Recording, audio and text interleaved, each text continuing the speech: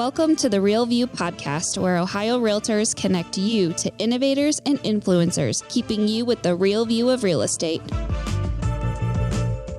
Whether you're a broker, agent, first-time homebuyer, industry leader, or just happen to stumble upon our podcast today, you can expect to hear tips, tools, tricks, interesting information, and so much more from the experts in Ohio's real estate game. Hi, everyone, and welcome back to the Real View podcast. I am your host, Allison Wiley. Joining me today, we have a very special guest. I'm going to allow her to introduce herself. She's a real estate broker and founder of Right Size Realty Associates. Deb, welcome onto the show. Please introduce yourself. Tell us a little bit about you, who you are, the work you do, and welcome onto the show. Well, thank you so much, Allison, for having me. I have founded Right Size Realty Associates here in Denton, Texas. And we are small, but we're going to be mighty because we have a little bit of a different philosophy, and that is in helping people understand the decisions they are making in real estate. So my focus is on let's make decisions together before we write any contracts.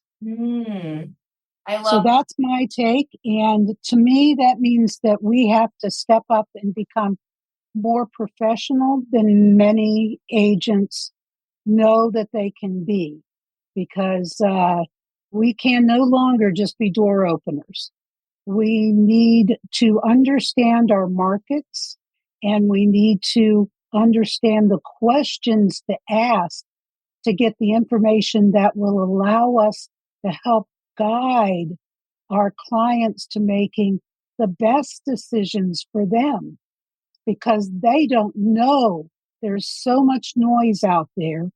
They're inundated with information these days.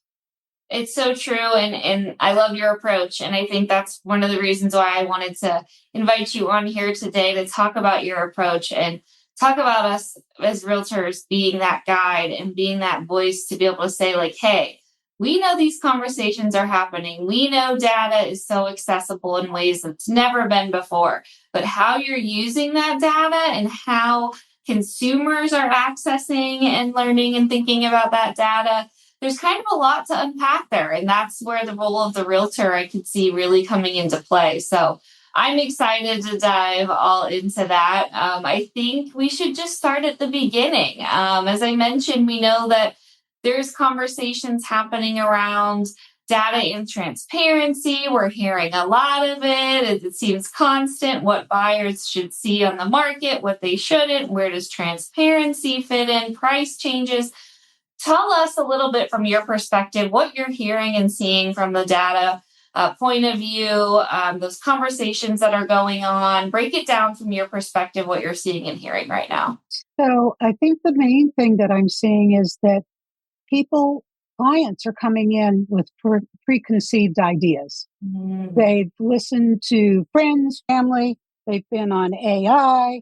They've chatted with chat.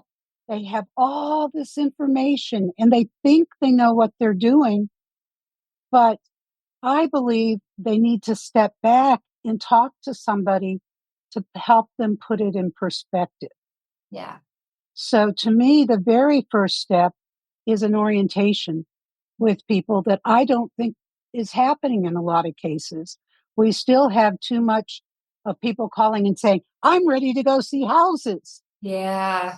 And no, you're not ready to go see houses until you've talked to somebody and you've really defined what kind of lifestyle do you want to live? You know, what's the most important thing to you? Is it the house, or is it the commute to work? Is it the school district? All of those things play a part in helping somebody make a decision about what area they want to look in. That's so important, and having those initial conversations can really set the groundwork for the rest of the journey. And especially if you're going to be working with them, for this whole process, being able to have that initial conversation is really important and can really do a lot of good in the long run. Yeah. And included in that conversation needs to be something we don't maybe talk about enough. And that is where they fall in, if they're a buyer, where they fall into the financial bucket. Because we ask them if they have a pre-qual. You have a pre-qual? Yeah, I got a pre-qual. Well, that's not good enough. We need to be asking them, okay, so you qualify for this much. How much do you really want to spend a month? Yes. And do we have the conversation of, did the lender talk to you about PITI? Did they talk to you about how much house insurance is? Do you have any idea of how much house insurance is? So we need to be talking with them about what their real budget is, not their perceived What the budget. bank will give them, right? Yeah, exactly. A down Exactly. payment, I mean, that falls in there too. They might not realize, hey, if you're looking at this, price of a home, well, what's the down payment going to be? And all of that stuff is important Yes. to understand. And is there an HOA and how much is Yeah. it? Yeah. Are there municipal utility district taxes Yeah. on top of your regular taxes? Yeah. There's so many things there to know and to help them understand, all play a part in that financial dichotomy. Yep. So true. So, and that's a good conversation to be having at those consultations in the beginning. Yes, it really, really is. And to me, that's what logically leads into getting your buyer's rep signed. Yes. So, here in Texas, we have to disclose the first thing before we have any conversation. That has to happen first, the information about brokerage services. Yep. But the buyer's rep doesn't have to happen until after you have this initial orientation. And if you do it right, they're going to sign because you've already gained credibility with them. Yep. So they're going to believe that you can help. Yep. So And true. that's what it takes to get a buyer's reps. So true. And you mentioned in the beginning, the importance of us knowing the market and knowing what's going on is more important now than ever, because clients are coming already armed with this information, and it's our job to kind of be able to say, like, hey, here's what's going on, or how to distinguish what this really means. What are you seeing clients coming into with the knowledge, with the AI, what they're learning? What are the types of conversations you're hearing that they're having that you've had to step in and kind of say, like, hey, here's what this means. Here's how we work through it. What are those types of things that you're seeing clients coming in with? Well, that's a good question. Right now, I work mostly 55 plus community, so it's a little bit different for me. Not that I don't do the things that I was talking about orientation. They're not coming in quite as well involved with what they already know. Yeah. And they don't talk to, well, their kids have some influence on them. So I think one of the biggest things is, well, why do we need a buyer's agent anyway? Because we can go directly to the listing agent. So I still think there's you're going to save money, because there's still this concept of you're going to have to pay a buyer's agent. And so it all depends upon how you're framing your buyer's compensation and how you're showing value as a buyer's agent in that case. So, and on the listing side, what I'm seeing, because I tend to do more listings than buyers at this point, the listing side, there's just still so much confusion around how, when, and where should we be marketing the properties. And of course, all the noise that's happening right now just makes things so confusing. And I don't do, I haven't had to chase for sale by owners, so I can't really give much information on that. But with a buyer coming to me, I have a process where I offer them 3 price points, and they make the decision about how quickly they want to sell, because that's basically what it comes down to. Are you chasing the highest profit that you can, or are you chasing selling the house as quickly as we can? Yeah. And then, of course, there's the middle ground of pricing it right on market. And with everything that's happening with pricing as far as consumer goods go right now, it's been, I think, a difficult listing market. Yeah. And people they're still thinking that houses go quickly. And here in Texas, you're lucky if you do a 90-day close. I mean, Yeah. if you get the house under contract within 90 days. Yep. Yeah, we're seeing that here too. I think those expectations, we're 6 years removed from the craziness of COVID when things were flying off the handle, and there was, 10 offers to go through before the house was even, on any online sites or anything like that. And I think that, there might still be that notion out there that that's the case that it is today. But I agree with you. I know our homes are sitting on the market a little bit longer here in Ohio as well. Yeah. And it's while it's still a seller's market, it's not as crazy as what we saw a few years ago. No, and the price adjustments, you just have to be really careful. And that's probably something to talk a little bit about Yeah. is price adjustments, because our consumers are coming in with the idea that if a house has been in the market for 35 to 60 days, that it's stale. It's not. There's been so many things going on in the world that they have to understand that consumers are more selective now than they were, Yeah. because it does, in many cases, it does mean they are making a commitment that they're thinking more seriously about than consumers have in the past. Yeah. So the buyers that I am working with, they're taking their time, Mm-hmm. and which is fine. I encourage them to do it, but as long as they have the clarity and can understand that when everything checks the boxes, they should just sit around and wait anymore. And just say, oh, we'll think about it. Well, this house is great, but we'll think about it. Yeah, Yeah. yeah. Well, what is it that you want to think about? Because what did you tell me was most important to you? Yeah. And, check off the boxes. Yep, it's so true. And my sister and her fiance are house hunting right now, and they're driving me nuts because they're the same way. They've looked at so many homes, like, well, this is like an 8 out of 10, and we know we're not going to be able to find a 10 out of 10 in like our price range, but like that, this was like we really liked it. We're going to do an offer. Well, I don't know. We're going to think about it. So I'm just like it's so funny because you're explaining that situation. Like that's exactly what I'm witnessing in my personal life right now with my Yeah. so And it's amazing because consumers come in with this idea that a house has been on the market, and they're going to go, well, can we lowball them? yeah, What's the matter with the house? It's been on the market for 65 days. yeah, And what do we have to do? We have to help them understand that the market is different than it was a year ago, and definitely different than it was in the early 20s. yeah. So true.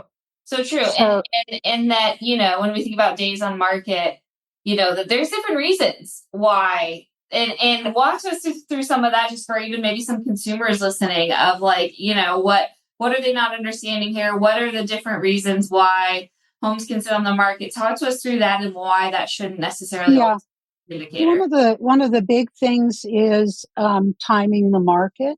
Mm-hmm. So the seller may have a need or a want to get the house on the market because they have another commitment. They're buying a new house, but they also don't want to. So they maybe they put it on in December. December can be a really good month for people. If people are really looking for houses, there aren't very many. So December can be a really good month. Yep. But if you're you have to look at what kind of buyer you want to attract for that house. Mm-hmm. If you've got a house that is a 5-bedroom house and it's in an exemplary school district, when is going to be the best time for that house to go on the market? Yeah. It's going to be the spring. Yep. When people are thinking, well, we need to start looking because we've got kids that we want to have settled for school. Mm-hmm. And here we start in August. Mm-hmm. So, you have to talk about all those things. So there's so many different things that fall into that. And then, of course, you have, well, let's put the house on the market and see how it does at this price, with Yeah. the idea that we want to maximize our profits, but that's not always the best way to go. So that's kind of a trial period. And that's what all of this, let's be able to pre-market homes, is the private listings are about. The Yep. people who want to try out the market before their days on market start getting counted. Well, I'm not a big fan, Yeah. but it's something you have to offer Yeah. your listing, your sellers, because they have to make the choice. All you do is give them the information. You clarify the information so they can make the decision. Yeah, and that's really our role in that as realtors. And I love how you said, I give them these three different options, and I let them, choose what they feel most comfortable with, and what is going to, what makes them feel like that's the best route for their home. And I think that's a really great way to present it. And that obviously, takes a lot off of us as well, from being the decision maker on that. It lets them feel like they are equally a part of this process, and that you guys are working together on it as a team. Yep. Yep. Absolutely. And I use AI as a crutch. Just, I'll throw that out there. Yeah. I feel that AI can be very helpful, Mm-hmm. but you have to be the one that directs it. You can't just say, hey, tell me what to do in this case. Yep. You need to give it, here's the situation, here's what I'm thinking. Tell me what you think the best direction might be. And then you have a conversation with it. It's a back and forth until you get out of the AI product what will help you help your client. Yes. And you know what? If you're not using AI, by now, I highly suggest you make that a part of your business strategy, and an area to focus in, because you're right. It's important to be using it. It's important to be using it where you're still in control of it and still able to prompt it and manipulate the data and use it to what you And need to use it for is so important. it's so easy to talk to it, and it can pull up some insights and give you some insights that you may not have thought of off of the top of your head. Mm-hmm. I will run CMAs and take screenshots and put it into AI and have it help me decipher what's really happening. I Mm, mean, I can do it and I will question it, but it saves time. It's a yes. real time saver.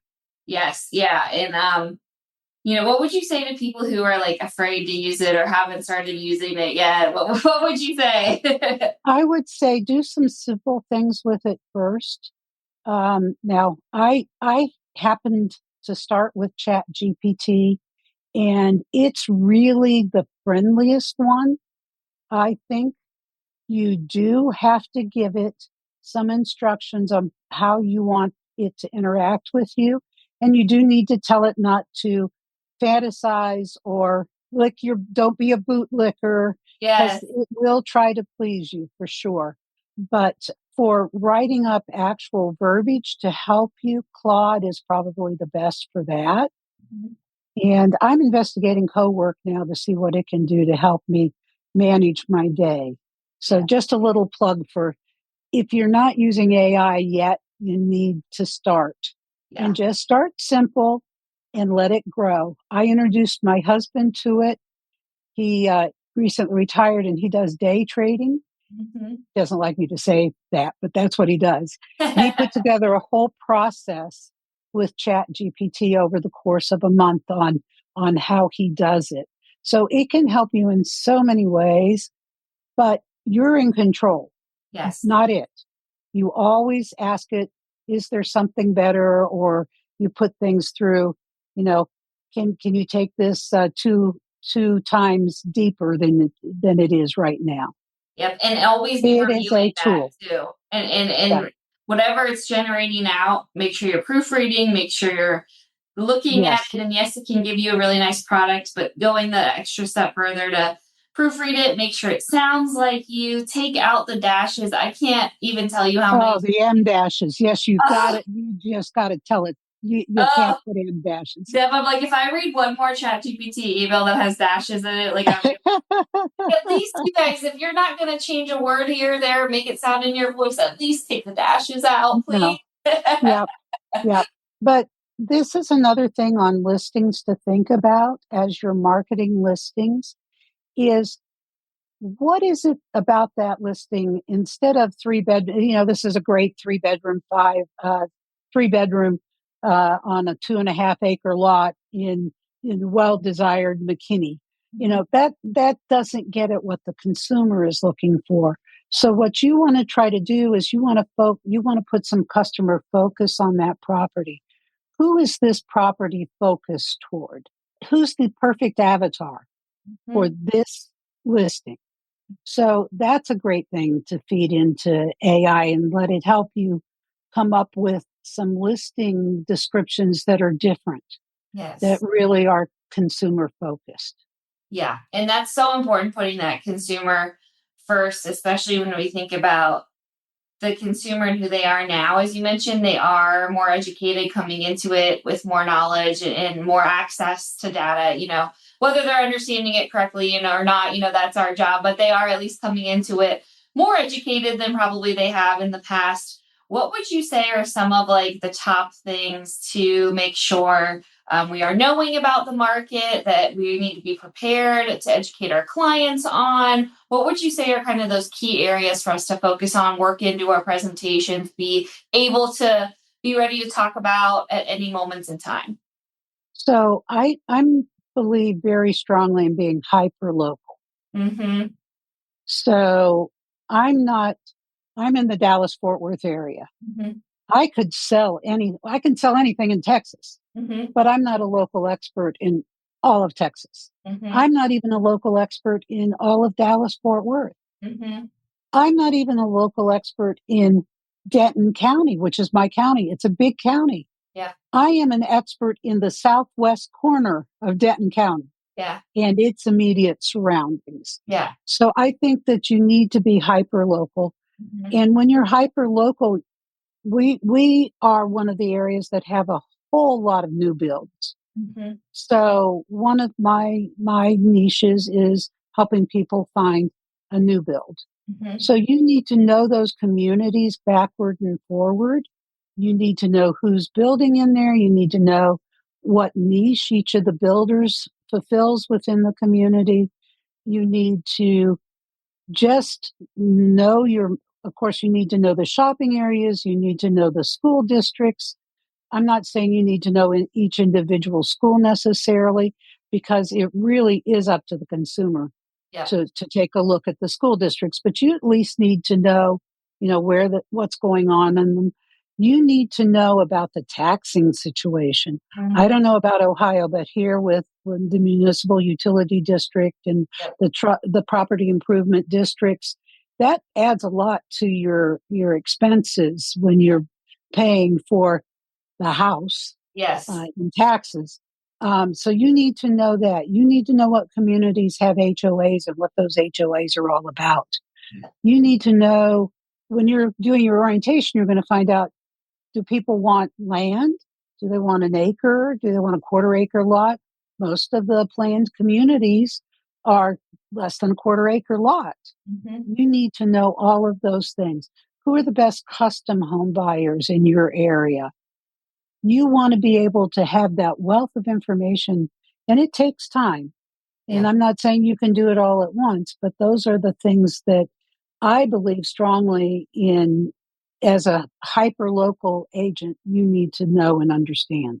Yeah, definitely. And that's, really what's going to show off your value. And you talked about that in the beginning, that buyer agreement's going to assign itself. You know what I mean? Whenever you are coming armed with that much information and data and being able to really say like, hey, I am the expert in this area. I know what's going on. I know how this works. I know all the rules and the regulations and how much things are going to cost. If you walk into those appointments with clients, they're going to be really impressed to know that you're someone they can trust, which I know you talked about in the beginning, the importance of trust and how that grows and builds too when you come to something prepared with all of this data and information ready to go. So I think it's great. And that doesn't mean that you vomited on them. Yes.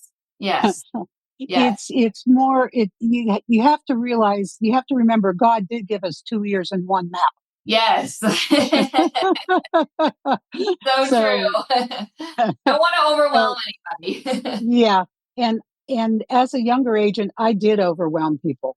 Yeah. Because my background is training and development. So I have lots of information to share, but I've learned over the years, you've got to disperse it as it's necessary.